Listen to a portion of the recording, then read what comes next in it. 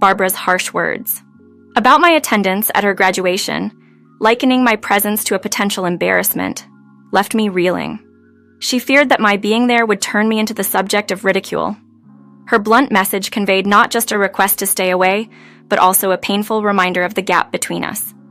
As I was reflecting on her words, Barbara's urgent call caught me off guard.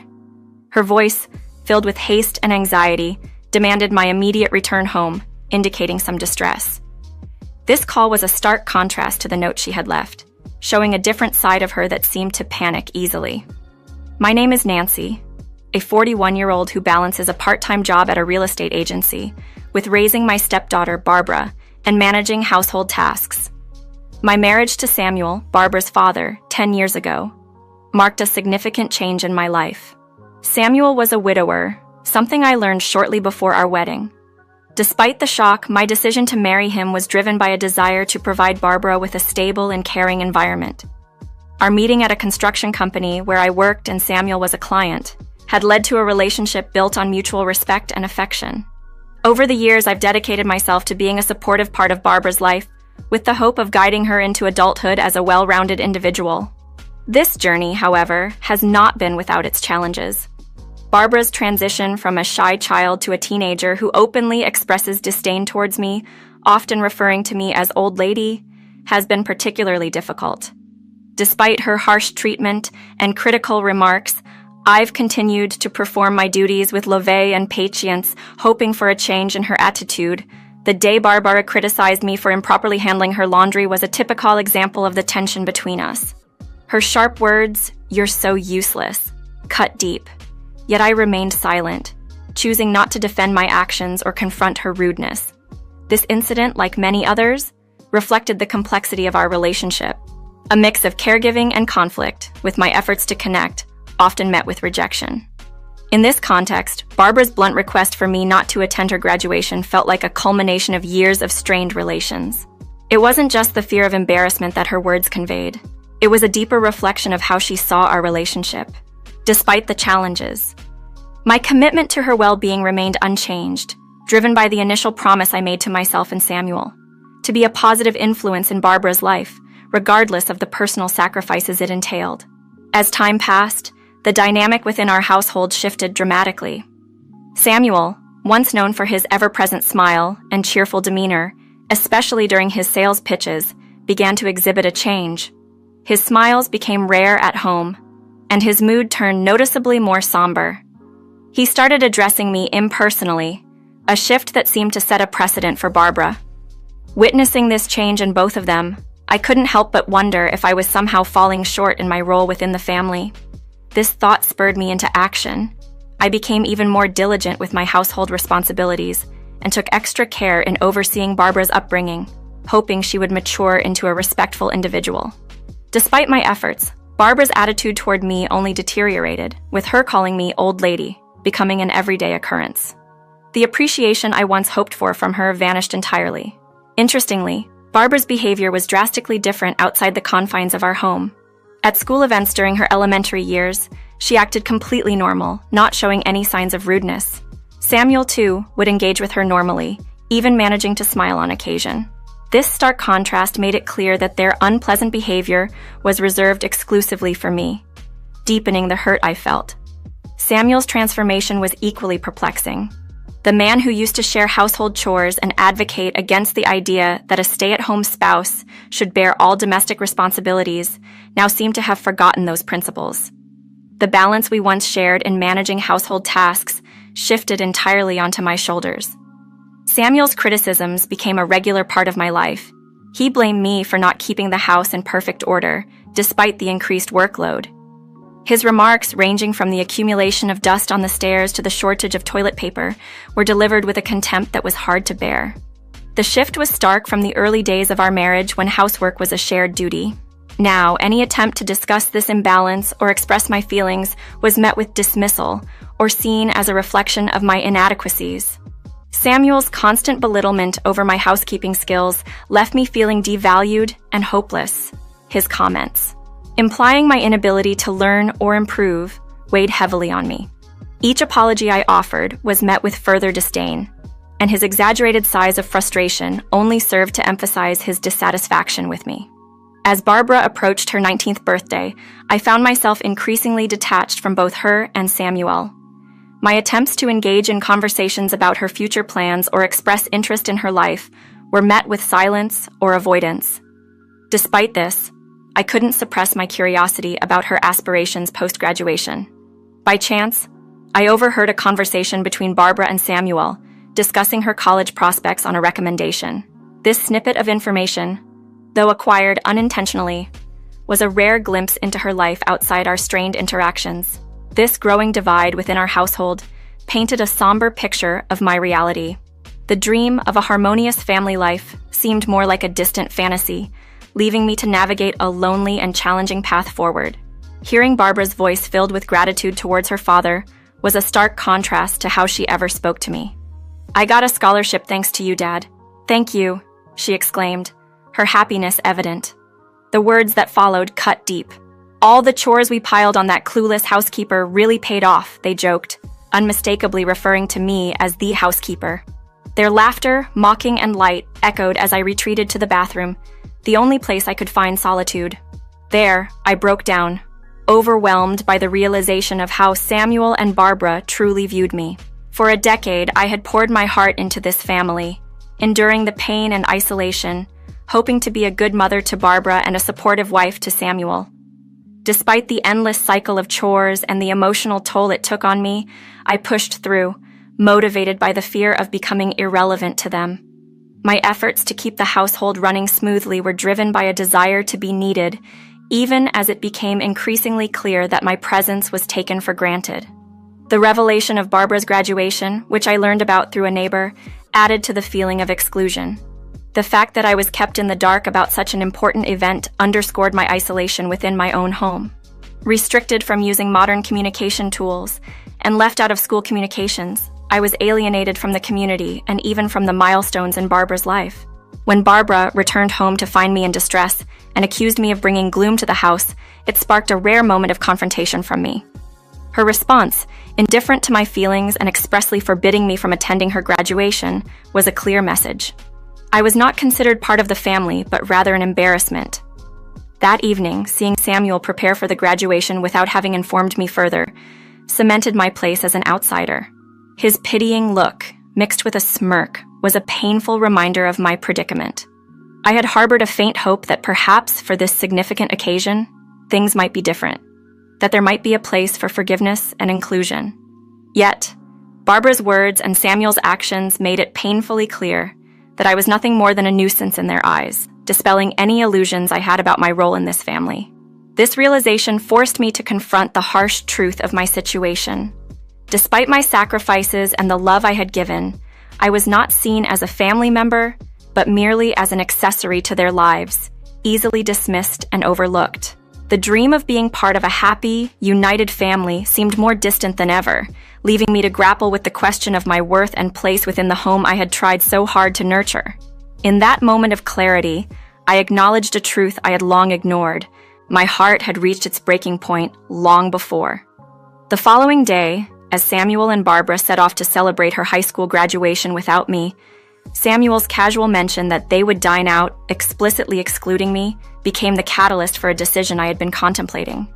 The old me, who would have silently borne such dismissals, no longer existed. That very night, I had resolved to leave, a decision that propelled me into action the moment they left the house. With swift movements, I packed my belongings, penned a note detailing my decision to sever ties with them, and departed from what was no longer my home. My destination was my parents' residence, situated a couple of hours away by train. There, I intended to seek their support in legally disentangling myself from Samuel and Barbara. The note I left was clear. I sought independence and suggested that any further discussions be conducted through legal representation, a detail I was yet to finalize but confident in my ability to do so with my father's assistance. My parents' home, a testament to their wealth and influence, promised not just refuge but also the resources needed to navigate this tumultuous chapter.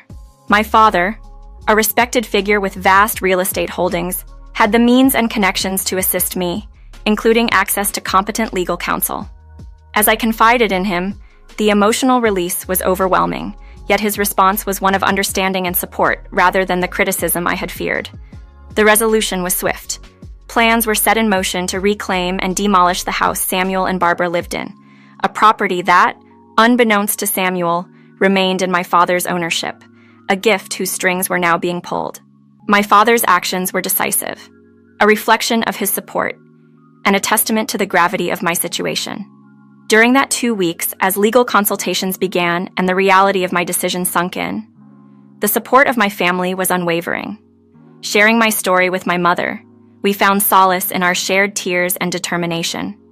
Discussions about my future with my father focused on rebuilding and moving forward, a daunting yet necessary endeavor. The night before the scheduled demolition, my phone became a conduit for Barbara's and Samuel's panic and confusion. Incessant calls that I initially chose to ignore. Yet, avoidance was no longer an option I wished to entertain. Confronting them was essential, not just for legalities, but for my own closure. Answering the call, I was immediately met with Barbara's accusatory and panicked tone, demanding my return and questioning the note I had left. It was a moment filled with irony. After years of neglect and derision, they sought my presence. Preparing myself for this conversation, I realized it was not just about addressing their immediate shock, but also about affirming my own worth and the new path I had chosen. This step, though fraught with emotional turmoil, was a declaration of my independence and a rejection of the roles they had imposed upon me. It was time to close this painful chapter and embrace the freedom and peace that awaited, with the support of my family and the strength I had rediscovered within myself. Hearing the urgency in Samuel's voice on the other side of the phone, I could sense their panic. It amused me to think of Barbara's probable dismay upon returning home, expecting to offload her stress onto me, only to be greeted by the silence of my absence and the stark reality of the note I left behind. The irony of her. Facing such turmoil on the day meant to celebrate her achievements brought a subtle smile to my face. Her confusion was palpable when I answered the phone with a question that feigned ignorance, prompting her to fumble over her words before I decided to end the call. Subsequently, I reached out to the real estate management company to confirm the schedule for the demolition, which was set for the following day. However, I requested a slight delay, pushing it to the day after next, to give Samuel and Barbara an additional day. A day I anticipated Samuel would use to confront me directly. Ignoring their persistent attempts to contact me, I prepared for their inevitable visit. As expected, Samuel and Barbara arrived the next day, their arrival announced by the persistent doorbell and knocking. They seemed hurried, likely frustrated by the lengthy and inconvenient journey to my doorstep. Prior arrangements had been made for my parents to remain unseen, creating the impression of my solitary presence. I welcomed them into the living room, where Samuel's unease was evident, a stark contrast to Barbara's brazen demeanor, which lacked any semblance of intimidation towards me. Barbara's impatience grew as I took my time serving tea, prolonging the moment before finally sitting across from her.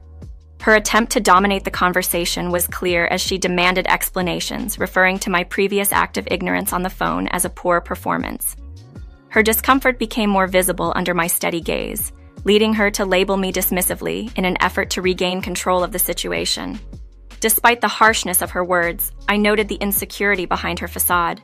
Samuel's silence throughout this exchange was telling, he observed, waiting to see how the situation unfolded. When Barbara attempted to persuade me to return by belittling me, I responded with a calmness that contrasted sharply with her agitated state. My declaration that they were not my family seemed to catch her off guard, prompting a desperate look towards Samuel for support. Samuel's confidence only surfaced once he believed we were alone, echoing Barbara's sentiments that I couldn't possibly manage without them. His sudden boldness only highlighted his true character, a man of meager spirit, easily swayed by the presence or absence of authoritative figures. My stance remained unyielding. To me, they were strangers, not family. A true family would never subject one of its own to the treatment I endured. A decade of servitude reduced to a mere outlet for their frustrations. This realization that I had mistaken obligation for familial bond was a pivotal moment. I had clung to a promise made at the sight of a young Barbara, believing in a duty to raise her well. But now, with her graduation behind us, I recognized the extent of my sacrifice and the necessity of reclaiming my independence. This confrontation, then, was not just a farewell, but an affirmation of my newfound resolve to no longer define myself by their needs, but by my own worth and aspirations.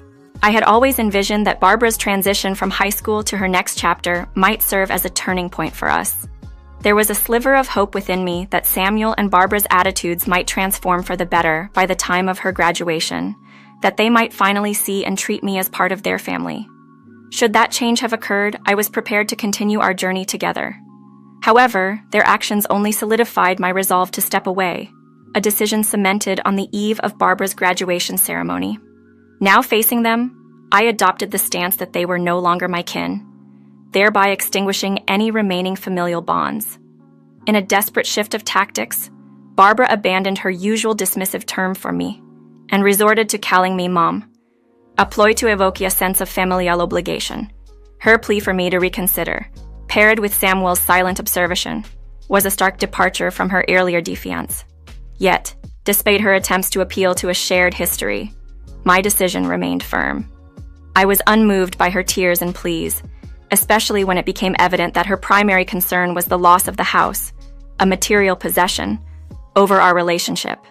Their appeals and Samuel's subsequent outrage when faced with the reality of the situation did little to sway me. Samuel's demand to halt the demolition, fueled by anger, was met with my calm yet firm refusal. It was clear they were unable to grasp the concept that our familial ties had been severed by their actions, not my departure.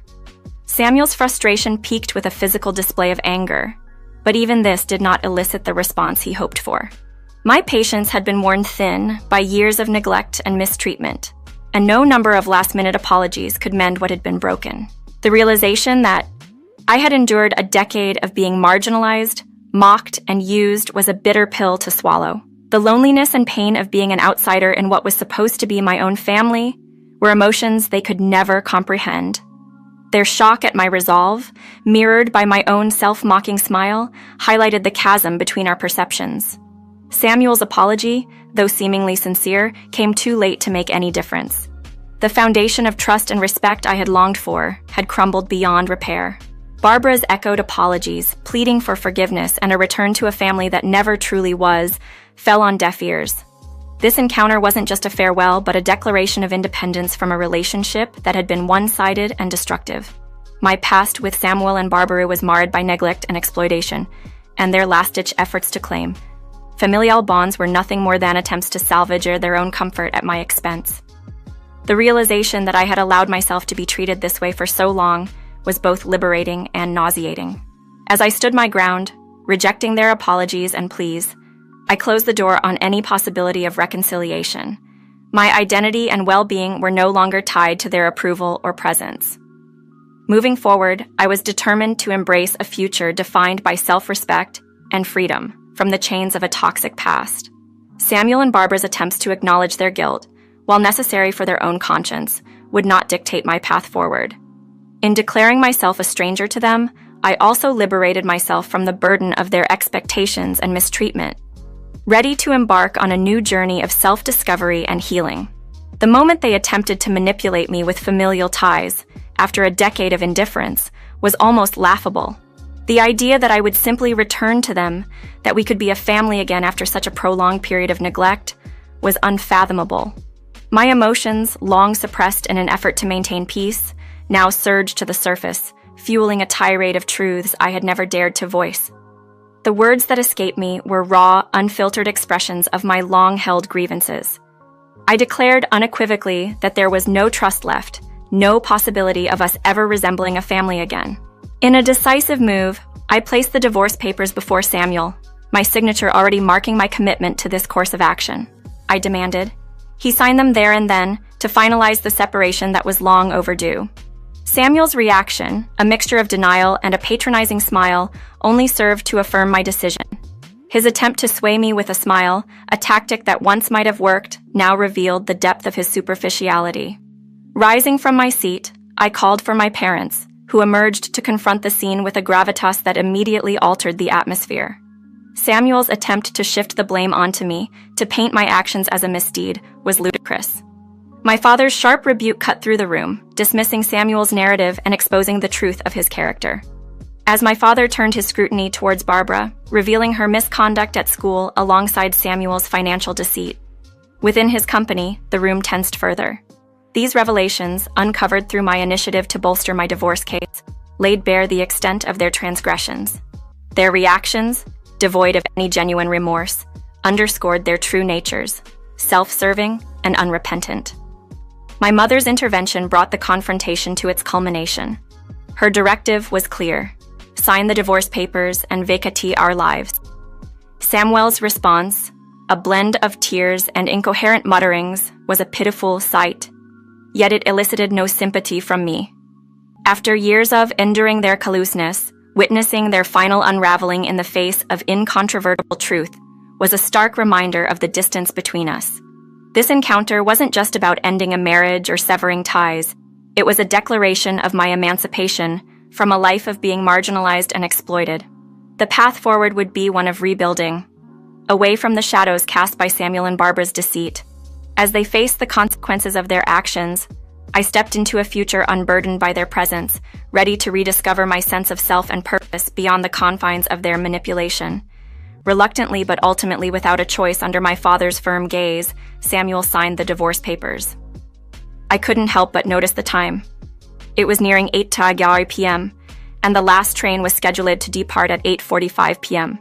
In our small town, missing this train meant no departure until the next day, with no taxis to offer an alternative. Samuel and Barbara, likely having assumed they could change my mind, were unprepared for this turn of events. Barbara's reaction to the situation took us by surprise. She defensively suggested that since the divorce was initiated by me, perhaps alimony should be considered, a bold claim after everything that had transpired. My parents were visibly taken aback by her audacity, especially given the circumstances that could be likened to domestic abuse. When challenged for proof of her and Samuel's behavior, I presented a diary I had maintained since the start of our marriage. Barbara's skepticism about the diary's validity as evidence was quickly dispelled when I mentioned that it had been recognized by our lawyer as significant evidence. Realizing their situation, Samuel and Barbara appeared defeated. With a glance at my watch, I noted that they had indeed missed their last chance to catch the train home.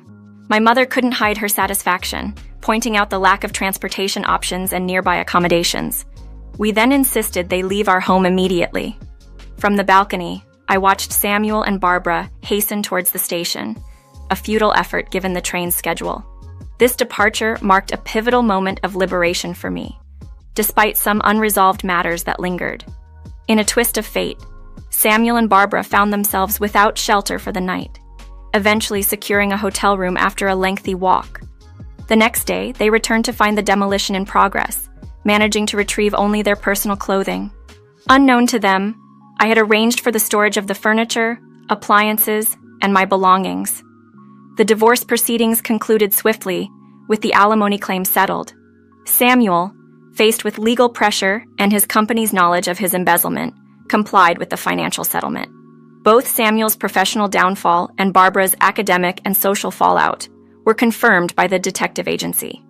With Samuel now unemployed and confined to a modest apartment, and Barbara, having left high school, their strained relationship devolved into constant bickering, as observed by the detective.